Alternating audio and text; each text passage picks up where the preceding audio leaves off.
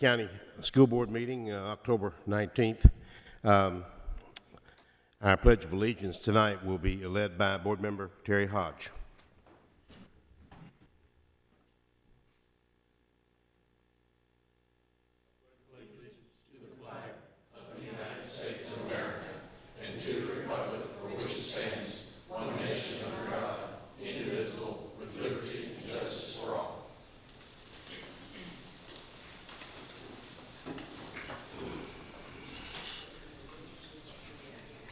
Thank you, Mr. Hodge, and good evening, everyone.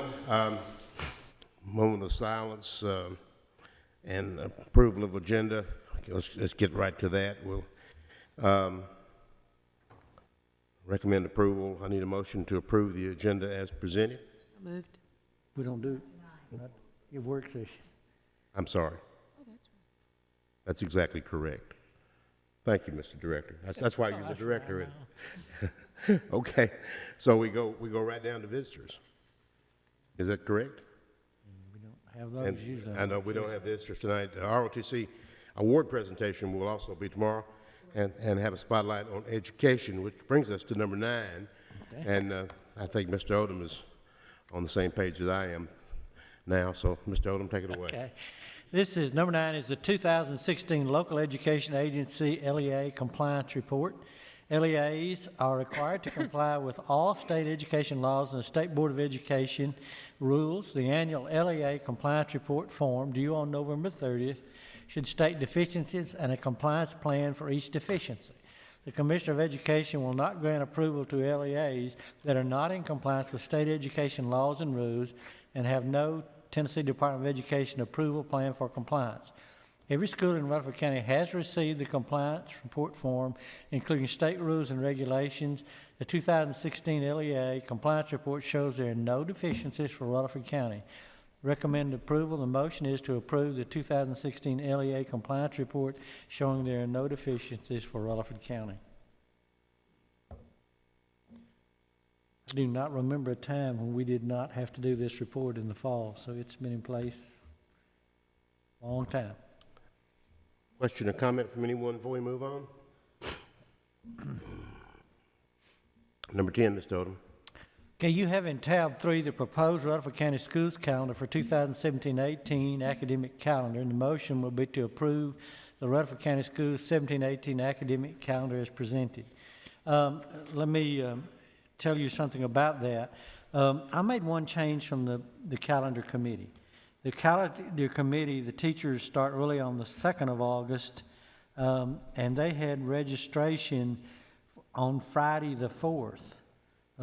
I moved registration to Monday to get it all in the same week. Last year, when we met, when we had one day dangling on a Friday, I received several calls from parents and comments, why are you asking us to come in for half a day at the end of the week? Sometimes they take one last trip or something like that. So as far as teachers and staff, they get as many days as we always do, but they'll only have one day between that half day, a day and a half, between the registration and a full day, and then the students come. But puts the whole start of school in the same week, being the 7th of August, 2017. 7th. That's my recommendation. 7th be a half day. 7th is your registration day, which is a partial day. But that would be my recommendation. But I wanted y'all to know it was different than the committee's recommendation because they had that day on Friday.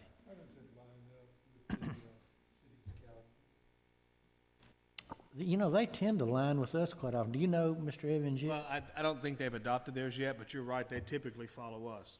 They ask us to send it to them.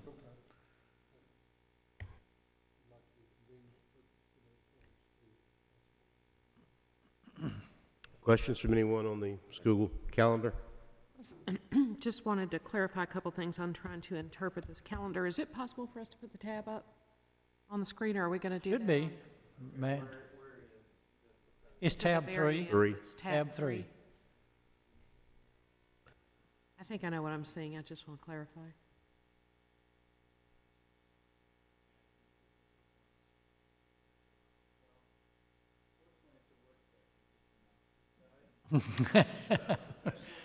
Hang my head in shame now. And Matt, and that's okay, I mean, I think I can ask my question without having the visual up there. Because I know one of the questions I've had people asking me, of course, is looking ahead, always wanting to know when the breaks were going to be. So am I understanding the colors and everything correctly in that the white, like the weeks that are in white are the weeks that they would be out then? Like, for instance, the October 2nd through the 6th would be fall break for, well, that's 2017, never mind. Well, that's what it would be. You're approving the 17 calendar. That's what you're doing. Right, and then, for instance, then on 2018, spring break would be the week of the 26th through the 30th.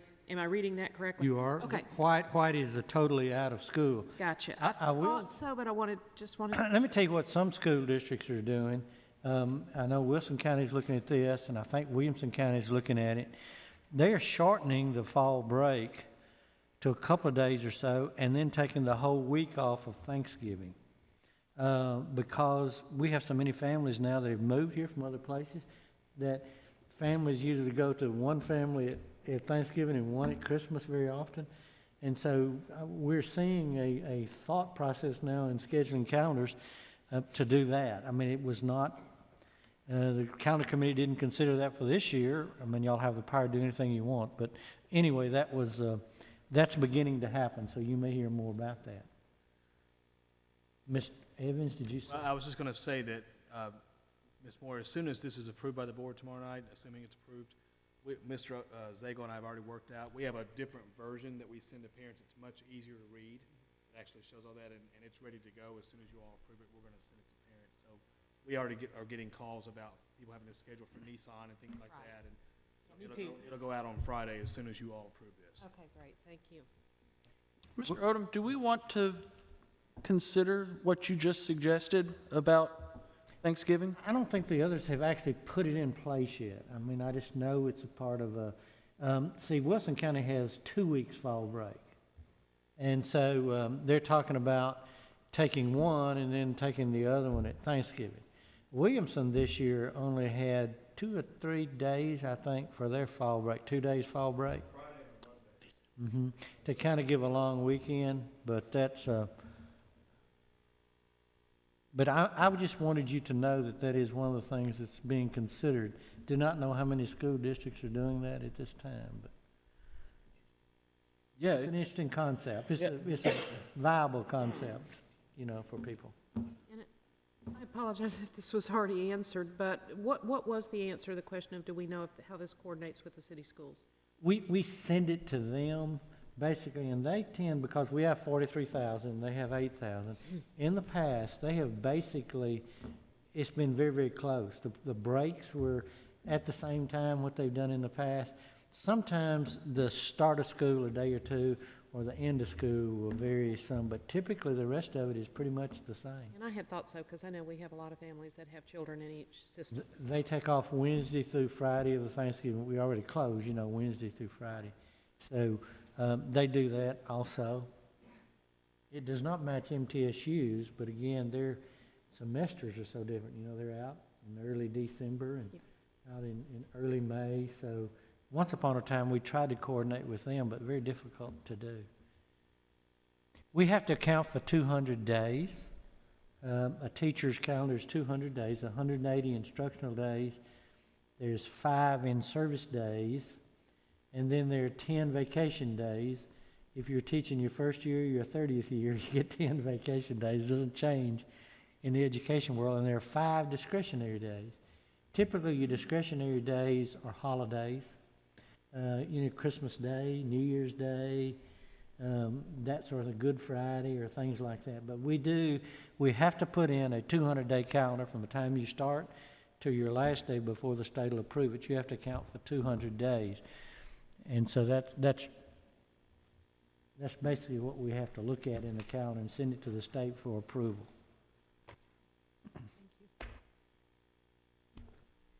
Any other comments on school year?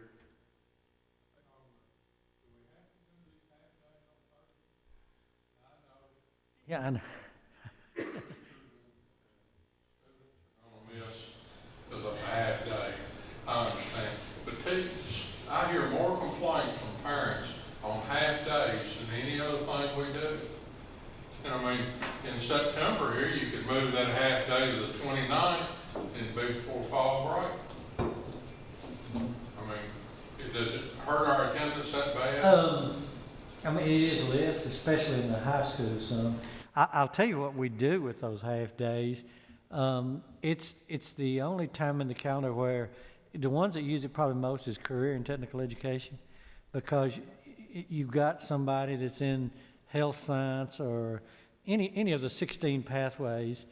Very often, Ms. Pilgrim will let those groups meet together for their curriculum that time. Now, for regular math teachers and English teachers, the high schools are large enough, then that math department meets together, and so it's not as critical for them. Guidance counselors tend to meet together at that time. The arts people meet together basically on those half days and do that. I mean, we started a number of years ago when we started professional learning communities. There is another option, which we haven't exercised, Metro Nashville does. In your stockpile days, you can take a whole day and start, but then you start using up your stockpile days, and you start putting in less than 180 instructional days.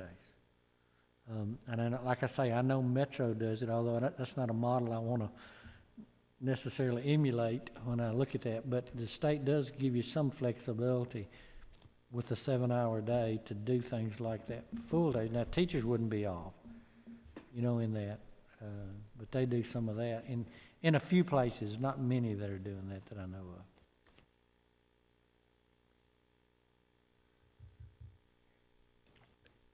I just want to say again, I'm very, very intrigued by the Thanksgiving week option, and as that continues to proliferate in the state or elsewhere, Mr. Odom, please bring back to us reports, and if it's appropriate for us to move to that, I would support moving to that, or at least polling our parents, with some of the technology we have and such, and start to pursue that a little bit. Again, I wanted you to know that because I think you're going to start hearing about it a little bit more. It'd be good. We do try to stay fairly close to what our teachers and those that serve on this committee. Like I said, I didn't make the one change to try for families to get it all in the same week. But I would like for them to have input in it a little bit, which I'm a little bit reluctant to change it for 17-18 simply because this really hasn't developed as much until after they had completed their work. Okay. I think with school years, calendars, there's a lot of opinions out there. And everything you all have said so far is undoubtedly right. You also hear complaints that we start too early and we finish too late. I hear that all the time.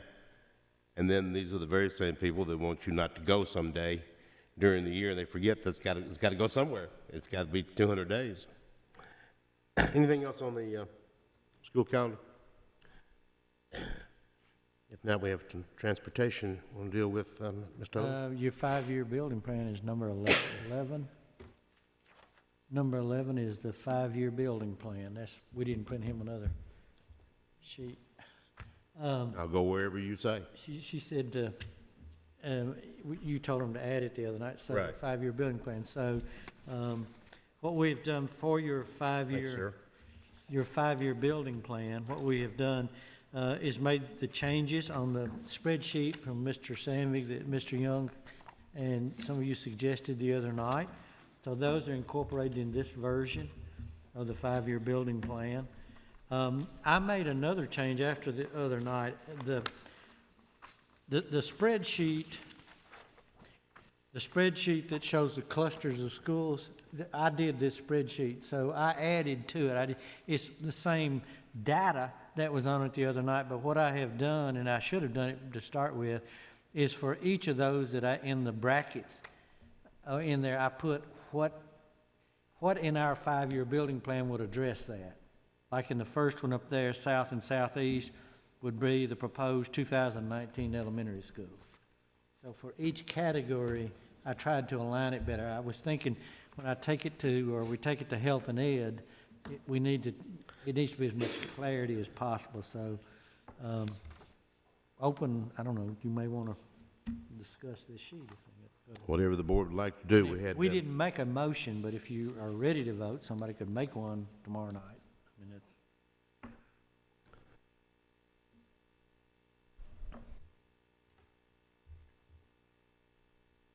Anybody on the board need an explanation of the changes?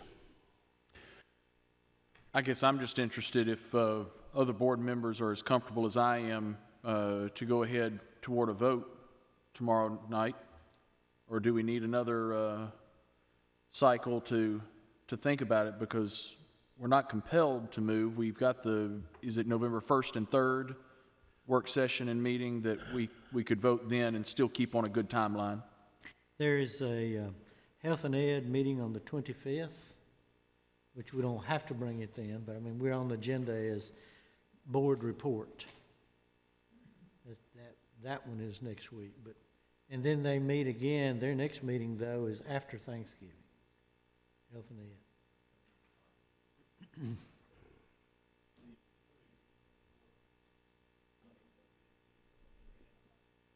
We added additional land for that, right, Mr. Sandvik?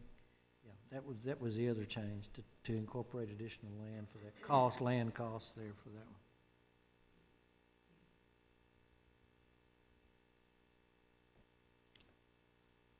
Could we hear from Mr. Clardy?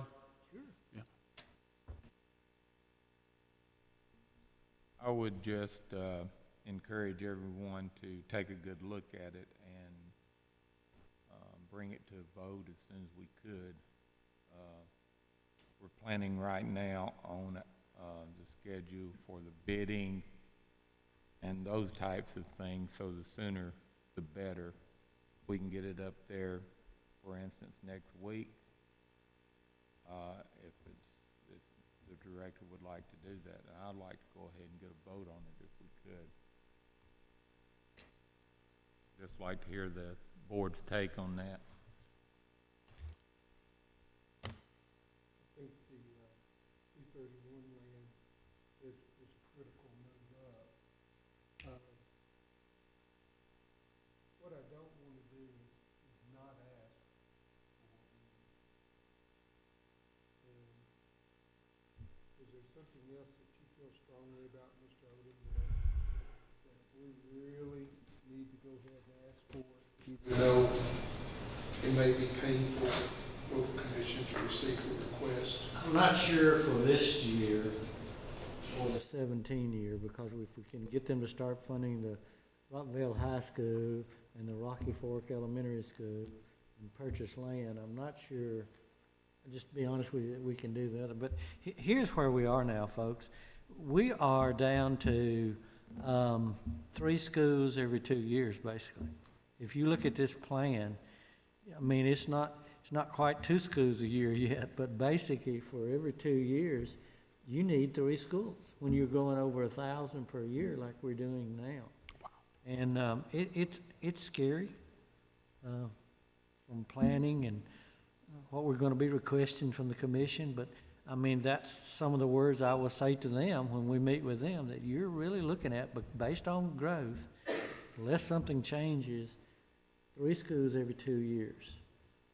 And little bit adjustments and combinations.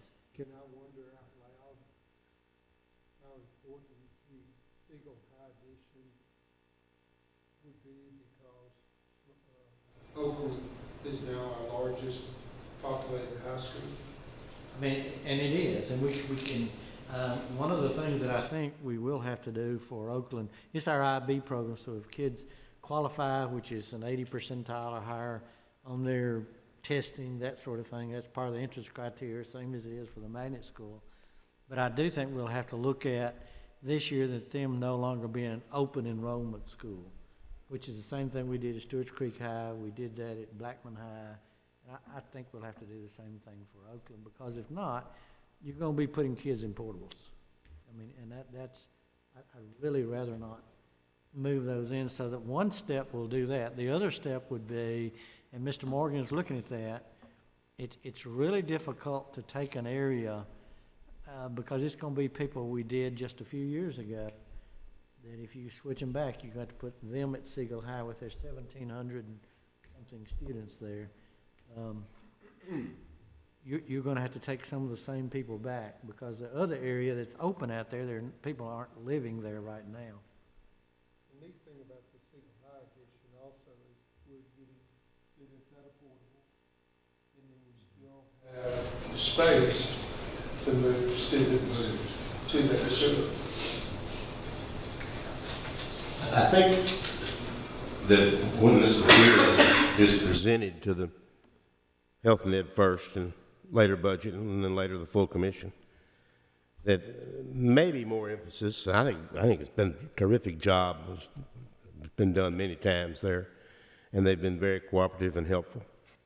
But I think maybe a little bit more time could be spent telling them what we think is going to happen down the road if we don't do something, rather than to just ask them for something. And I know just about every member of this board, as certainly I have, and I know Mr. Hodge has said this many times, that if we need something, we need to ask for it. And I think we just need to maybe explain better what's going to happen if we don't, and we know what will happen. I noticed in the morning paper, QSAA has gotten the enrollment figures. Blackman was the 9th high school in the state, and Oakland was in enrollment, and Oakland was just, I don't remember the exact figures, but they were just a couple of students behind, I believe. And that's actually switched in the interim that we sent out. Right, you're exactly correct. And all of our high schools, except for Eagleville and Central, are in the 6A. Every single one of them are the largest high schools in the state. So it's pretty clear that we have all those problems, that growth, and it brings us, and it's certainly clear, I think it's clear, hopefully, that we just cannot put Rockwell High School off a year. We just can't do it. Also do not want to be accused of not asking for something that we should have asked for. Now, if they say that they can afford it, that's one thing, but if it's a critical need, it needs to be on their radar as it is ours. If the board has no objection, and of course we can always entertain a motion tomorrow night to delay and table something. But I think it might behoove us to go ahead and schedule this for a vote tomorrow night. You want another option? I mean, if tonight, Well, you now, want another option, we can switch. And then the board needs to speak up right now, and they are doing so. If there's something else that they want, then we can certainly entertain that and look at it. But I think and that way we can take it to them at the end of this month, in October. One of the issues we often face with Siegel with 1,700 and something now, what I'm likely to hear is, we'll finish your zoning and then come back and talk to us about what impact that had. And that's just, I'm just thinking out loud. Finish the what? I'm sorry, I missed. Finish your rezoning or whatever you're gonna do, and then let's see how clear everybody is, and we'll come back. I mean, until we take some action there, I'm not sure it would be entertained. Well, it's just my thought. They have just been a little more receptive to additions over the years than they have new footprints. They are. But I think you're right, Mr. Oden. You're right. Well, you already got the portables there to support it anyway. Yes, sir. And I think we're also looking at, with the overcrowding at Oakland, having to bring more portables in there as it Doing that is, which I guess to Christmas. me really doesn't make sense, and maybe I don't, understand everything well enough, but the addition at Siegel and their 300 under capacity, where we're 200 and something over capacity at Oakland, but I'm assuming that's what we're talking about then with the possible rezoning, right? It's the only way you got to correct it, unless you want to add on to Oakland, and that, you're talking 2,500 pupil high schools, you're getting Yeah. like the McGavick's and that sort of thing? Is that where you want to go, or are we better off to this north 231 and looking at some solutions? It would not be easy. It wouldn't, it would get into something, parking lots or something. We've added a couple annexes basically since it's been constructed, so. Been nice if that'd been two-story at that time, wouldn't it? Yeah, but that's hindsight. Are there other options or additions that a board member wants Mr. Odom, Mr. Stanley to look at to present to us tomorrow night? It's a tiny little detail, but I'm going to say it out loud just so that it's on the record. The 231 North land, if we could add the same notation as we have above and below with the -2 schools, just so that we're consistent in the presentation. Also, if the director would bring us a recommended motion on the agenda tomorrow night, I think it's, I certainly hear that as the board's consensus. I don't want to lessen what I voiced on Monday evening, which is, I'll make it twofold now. It is still critically important that we eliminate portable classrooms. The hardened shell of our exterior, the security concerns, both for weather as well as the safety of our students and the lockdown capacity of our facilities, it's just critical that we maintain that commitment toward the elimination of portable classrooms. And then also the facility usage and capacity figures that Mr. Clardy added to the equation as we looked at this on Monday. That is a critical tool and an important part of the presentation. Before you look at the page with the blue and the yellow on it, we've got to look at that, because that is the thing that says you've counted on the school board for years to give you correct forecasting for where to build a school, when to build a school, how large to build that school. This is the way that the Rutherford County School Board is suggesting to the County Commission we're going to continue to be able to respond correctly, appropriately, on time with this measure of growth with the use of that capacity and usage statistic that we looked at Monday night. And we have mentioned that to the commission in past presentations, but we've never put it on paper in a way that you have it Quantified. Yeah, it's qualified, so that's. I had a presentation ready at one time to go up there, but something fell through and we never did proceed with it. But I'm pleased that you were able to do that. Excellent work. You see, we're using all their, It's not as many square feet as the other high school, I don't think, with the annexes. But aren't there, how many, do you know much as they go, what they're using all 10 portables?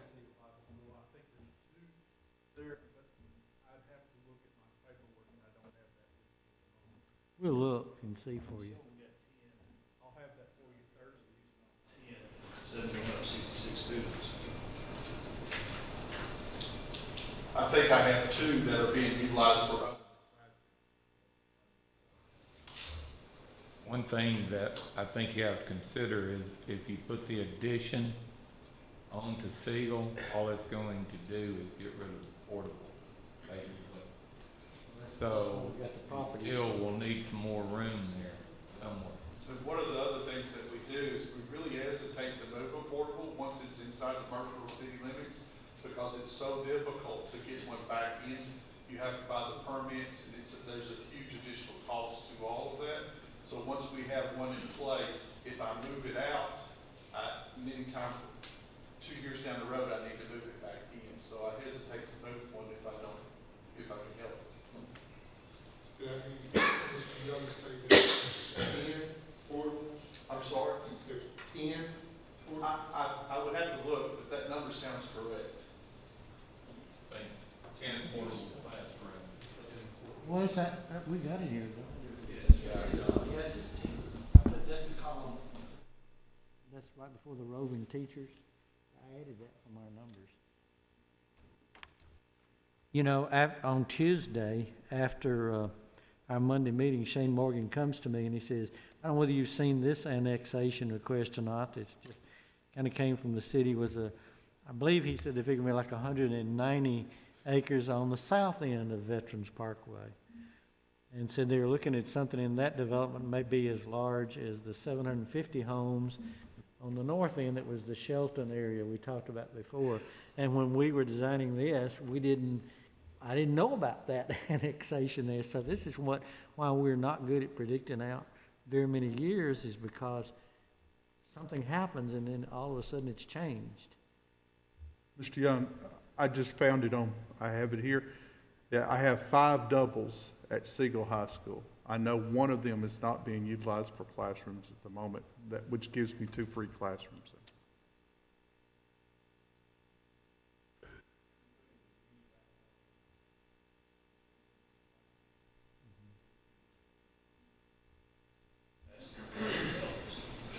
As soon as that catches up with us, we could see a huge influx on it. But it's not just one area, it's the entire county. I think our biggest year was, Mr. Gill was here, 2006, something like 1,600 added in 1 year. 1,600. I think it was 16 to 1,700 in 1 year. It's in James's fact book again, but it was a huge number in 1 year, and we're building that direction again. That's the frightening part.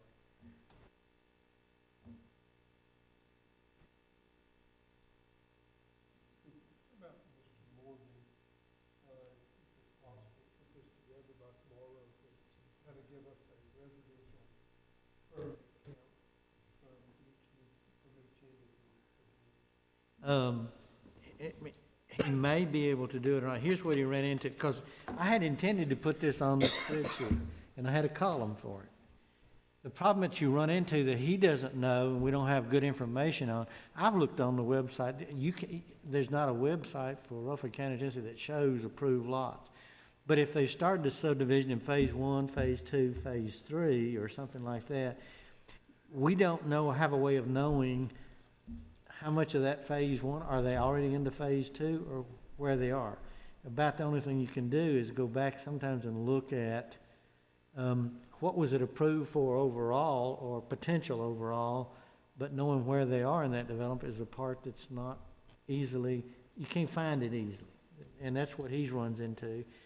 That was some of the, if you remember the little circles that were on the map that he gave you, that was part of, he was trying to address some of that for you then, because I had asked him, I said, is there any way? And he explained to me the issue of we don't know if it's approved 2-3 years ago to where they are in the build-out situation, without just going out and putting your eyes on it. We had just between, starting with the 03-04 school year through the 06-07, we had 5.5 or 5.6% increase each of those 4 years. 1,546 the first year, 1,863 for 06-07, third month to third month. We're very grateful we're dealing more with 2.5%. But you're taking 2.5% of a larger number. Which is over 1,000. Absolutely. You don't count Sure. those up. But it's not, if it were 5.5%, we would be looking at Be over 2,000 students. Board members, other comments? Anything else that you want to do on this topic in preparation for our regular meeting tomorrow night?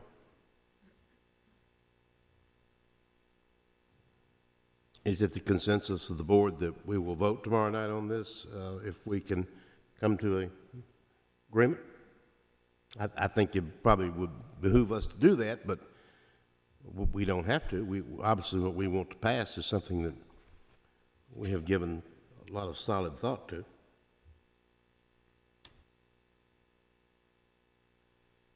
Okay, I guess we're going to do that. Create you a motion, I guess, Ms. Michael. Right. And it'll basically say the 5-year building plan as presented. I mean, if this is the only option left, unless you've got unless somebody else wants to do another one. Good to go. And it can be amended or delayed if we have to. Well, and I tell the commission too, again, the same thing I said here, we're not great out 4 or 5 years because like, we didn't know of this at the end of the Parkway. I mean, it changes on us all the time. We didn't even have John Coleman in there 2 years ago or so. You know, we discovered we had the land and had to deal with it. So it's a very fluid document. Okay, let's move along. Okay, the 12 is information only. It's on transportation. Transportation Department has budgeted 8 buses for 2016-17 school year. We've put on 7 buses through the second week of October. This brings us to a total fleet of 256 buses. We have exhausted the first priority list and currently are at number 24 out of 64 contractors on the second priority list. We are ready to put on the 8th bus, but contractors are finding it difficult to find drivers. Buses are traveling a total of 18,658 miles per day, which equals 335,844 miles per month, or 3,358,440 miles per school year. By utilizing the iNow student database to track students who ride the bus, we are showing 24,159 students assigned to buses. There are 19,809 students assigned in buses that live 1.5 miles or further from school and are being transported each day. And remember, the state only funds us if it's a mile and a half or more, but this board's been very good to our population. If the bus drives by your house and you're less than a mile and a half, we've tried to pick you up. So, and that's a local expense when we do that.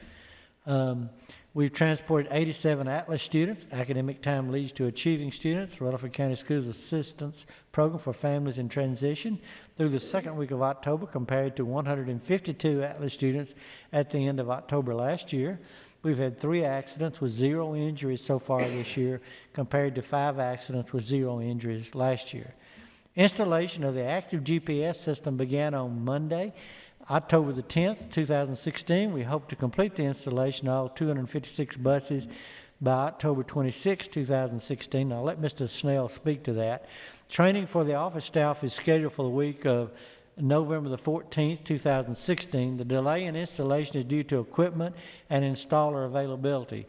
The delay in training is due to server problems. They've pulled 150 videos from buses through 2 weeks in October, compared to 198 videos through the end of October 2015. And installation issues, Mr. Snell, you may want to address that for them. Yes, we've had some issues with regards to installation, and so consequently, we're not going to be finished and probably until the week of November the 7th. Some of the issues happen to be if they get stuck in a bus, it takes about 30 to 45 minutes to install it on each bus. But if they run into an issue on a particular bus for whatever reason, and then it puts them way far behind. And there have been a few issues, as there will be and has been when we installed the video cameras. So we've been in touch with the headquarters of the installer, and the plan at the present time is to not install next week because of the installer availability, and then bring 4 people in the week after that to get us caught up. We're at about 125 installed so far. We began looking at them on the screen yesterday. Currently, there's like 85 that show up. So we're able to look at those that have been installed. It looks very promising, and it looks like it's going to do what we wanted it to do. So just wanted to bring you up to date with regards to where we're at.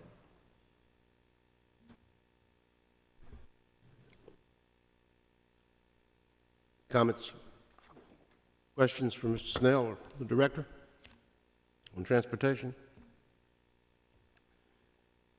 Number 13. Number 13 is again for information only. Tennessee School Board Association recommends reviewing policies annually. We need to review Section 3, support services, this month, and refer any potential revisions to our staff attorney, Angel McLeod. You have within those policies, it says which month recommended review, and so that's where we're drawing this from.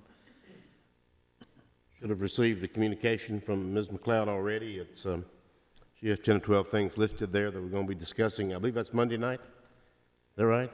5 o'clock? Okay. Insurance update, it's tab 4. Ms. Barnes, I think, probably wants to speak to that. I always like it when Ms. Barnes speaks. Thank you, sir. You should have a copy of the insurance fund performance from the month of July to August 2016. It shows the self-funded employee claims with an increase of 11.9% over last year, and then a combined increase of self-funded and on-site medical for 10.7%. There were 19 injuries with the Board of Education that were reported to the insurance department. Most importantly, I'd like to talk about open enrollment. All of our benefit eligible employees received a copy of the employment guidelines, the open enrollment guidelines for 2017. I have to applaud the risk management department because they really did a good job of outlining everything and all the steps that need to be taken. It's very clear as long as people take advantage of reading through the process and reading the questions and answers that they provided to them. Most importantly, we have to remind our employees that even if you have benefits now, you must re-enroll during open enrollment. It requires that active engagement in the ADP site to re-enroll. I always suggest that people print a copy of their enrollment dated 1/1/17, and that outlines exactly what they have enrolled in for the 17 school year or year, and don't wait until the last weekend, because if you experience any technical difficulties, you only have that half day on Monday, October 31st to provide assistance, and it will be very difficult to have someone help you on that last half day. So we have 2 weeks and a little over about half day to complete this process, so I urge everyone to please get in there and get started now. Rutherford County has a set for people that are listening to us on either YouTube or on TV. Rutherford County is self-insured. This includes Rutherford County School Board, Sheriff's Department, Road Board, people at the courthouse, the whole gamut of Rutherford County insurance, and the enrollment dates are the same for the whole county at one time. So again, just stressing to any employees that are listening of ours or any of the other departments, you had from Monday morning at 8 a.m. until noon the 31st. So the window is relatively short. But you must or you will not have benefits come January the 1st, 2017. That is correct. Part of that's tied to the Affordable Care Act that you must act each year to retain it. So I'm just wasting time to say it's such an emphasis. I hope we don't have custodians, cafeteria workers, and people that don't realize how critical this is. And Mr. Odom, we'll continue to send that information out to our employees, and I always beseech the principals to share that information with those employees who may not check their email regularly, our food service staff, our custodial staff, other assistants in the building, so that they get the message, as well as all of our employees who do regularly look at their email. Ms. Barnes, would you say that we have employees that do not have health insurance? Oh, certainly, there are people who decline our benefits. You don't have it anywhere? You don't know that? I'm sorry? We don't know if they have it anywhere else. So No, I do not know. Yeah. And of course, you have people who are not eligible for benefits because they don't work the amount of hours that are required. So part-time employees are not benefit eligible. Some are with their spouse. right. Right. Any questions for Ms. Barnes or the director on the insurance? Mr. Director? Just update, I think Mr. Holiday may have asked this, what are our English language numbers this year? So you have a sheet that shows your English language learners. We have 2,797. At the October 1st of last year, it was 2,558. So you can see how it is as of today.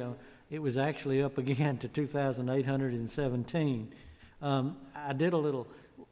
I think we are actually third in the state. We dropped to fourth last year. Knox County Last year where we were showing the 2558, Knox County had 2597, but again, they have 59,000 students, about 60,000 students. So I think we're probably going to be back as number 3 again. Metro Nashville, Shelby County, Rutherford County, for the service of English language students. So just put that out there. Help us with the definition of the Tier 1, Tier 2 LEP. They do test them to do it, but basically what that is the first year, that's pretty well the full service students. After 1 year in the system or in the state of Tennessee, they're transition 1, they've got about 1 year behind them. T2 would be transition 2, and again, it's based upon the assessment. Do they still receive services, and how many minutes of service is based upon? It's individualized to the student, based upon the assessment. And T3 tends to be, that was a new designation, but I could imagine myself in a foreign country. I probably wouldn't do it in 1 year, so I'd probably be somewhere in that T1, T2, T3 list myself. So that's what it is. It's time, basically. They're here. They actually have 4 now. They got T1, T2, T3, T4. Mr. Odom and I hadn't talked about that, but the state's now designating those as 4 different. They're all receiving services, like he said, dependent upon their assessment, and it's a separate assessment for the ELL students. Another piece of information, Mr. Sandvig and I yesterday signed off. This is good news. I guess I can say this, but I'm not supposed to say it. We had no audit findings for Rutherford County Schools as far as central office. Now, I still haven't seen each individual schools report separately, but as far as a district, you have no audit findings for last year. They did put in one recommendation, which has been there for a long, long time, that Rutherford County needs to go to a centralized purchasing system. So they put that on ours. They'll put that on the county generals and all too, but we've discussed that in the past, so you understand that. Another thing that's coming up, just kind of share with you today, Secretary of State is going to be visiting our schools for a mock election at Thurman Francis. I'm going to ask Mr. Evans if he would kind of share, because he's been heading that up, what's going to happen. The state has not sent out their official announcement yet, but we were contacted a few days ago by Secretary of State Hargett's office. They're wanting to do a big announcement the week before the general election on the results of the student mock elections that have been taking place all across the state this semester. Rutherford County has had a number of schools who have participated, and then Mr. Farley, our election administrator, is well liked by them as well because he's doing some innovative things. And so they really wanted to try to do it in Rutherford County, and I think we've got it locked in now that we're going to be doing it at Thurman Francis on November 2nd. We'll have an official announcement coming from them in the next few days, and I'll share that with you. But it'll be a pretty big deal because they'll be announcing the statewide results of the student elections for president, the mock election, just a few days before the general election, and that'll be pretty cool. They'll also be spotlighting Rutherford County, of course. So there'll be lots of media there, and Mr. Hargett is also speaking there at the school. I can tell you back in the time when I was teaching math at Oakland High School, one of my courses was computer science I taught, and we would make it as part of a computer activity to do kind of a mock polling. They would go in the cafeteria and all. It was really interesting. Typically, we were within 5% when the vote was actually taken. Those kids reflected their parents' views and that sort of thing. It was pretty much within 5% of what it was going to be in the zones that surrounded Fed Oakland.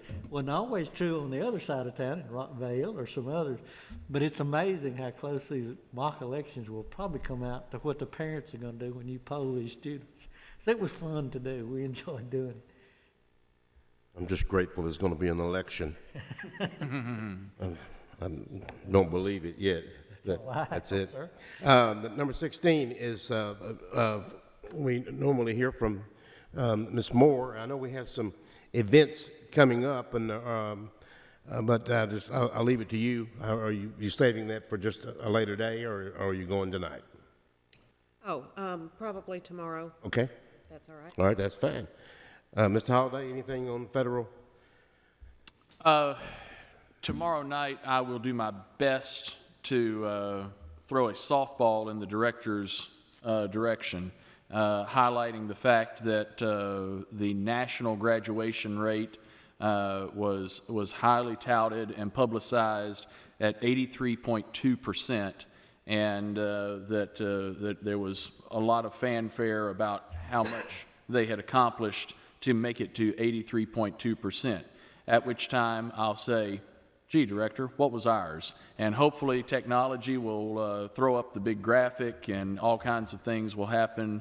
Balloons will fall from the ceiling and we can highlight our excellent graduation rate.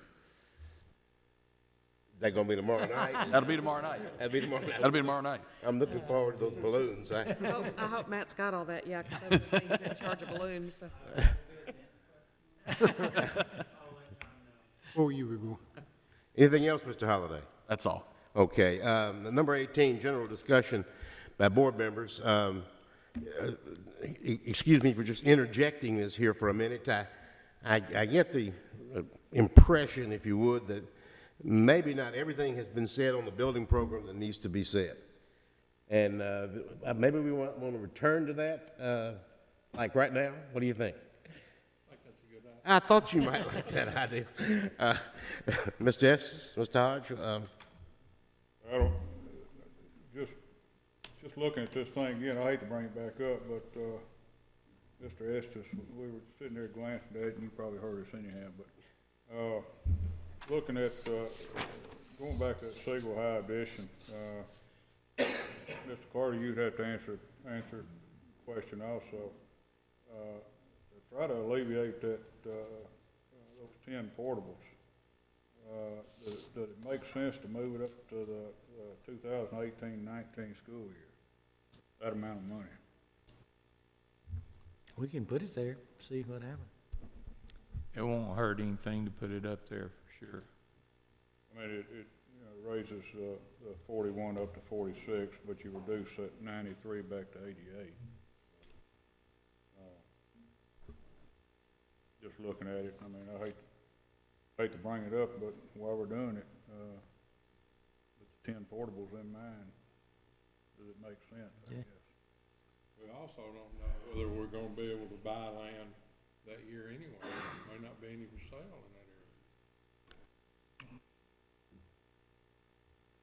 that area. And it does two things. It gets students out of portables, and we still have the cushion to have students rezoned from an overcrowded school to one that's not at capacity. If they will go ahead and start funding Rockville High based on our dates here, even if you move it up, it's gonna still come out less than the 91,370 there for that one. So you're kind of swapping some of that out, if they'll go ahead and start the Rockville High. Because that comes up higher. It's typically been 6-7 years between high schools building them. So if we start Rockville next year, Gonna be there. and it's going to be another 7 years before we would be able to put a high school out there, the way it, from the historical finance part. Rich Creek's in their 4th year, right? Yes. So 2 more would be 6.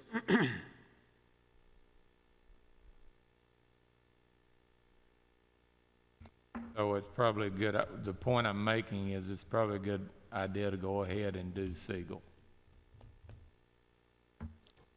It's, Just thinking out loud, I think they like us to add on to them. I mean, if we got the space to do it, and we got the core capacity and everything, and we have to have it, why not try to bump it up a little bit?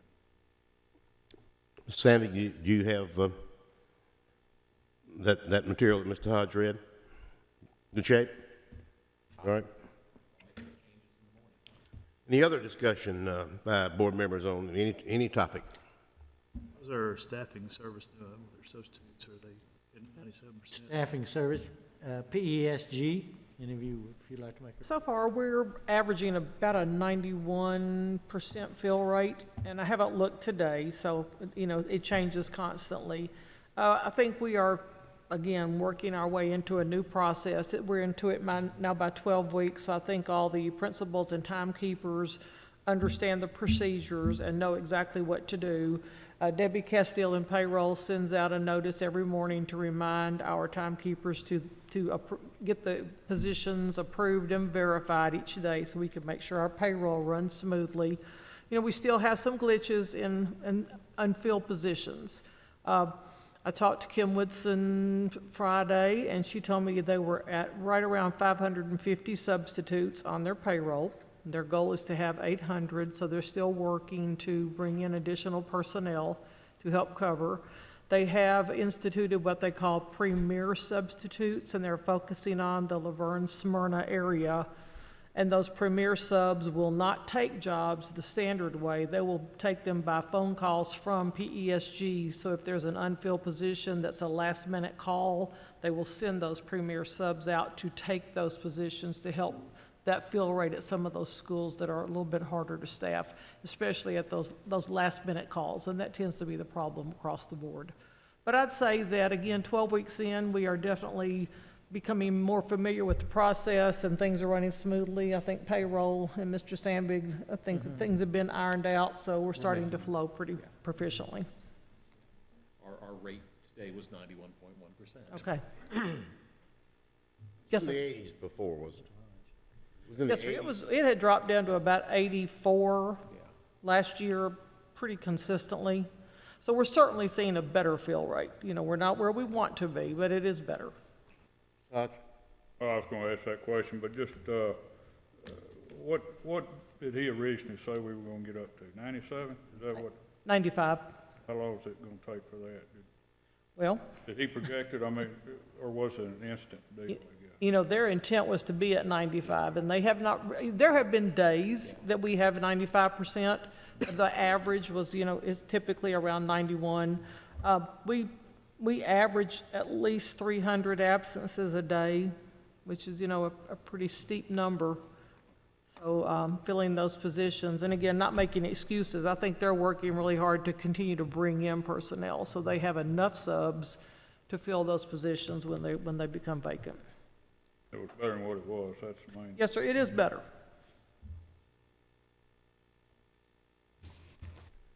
Other discussion on any topic, board members? Anything else? If there's nothing else, I see an adjournment in our immediate future. And we'll be back together tomorrow night at 5 o'clock, and policy on Monday night at 5 o'clock. Okay, we are adjourned. Thank you so much.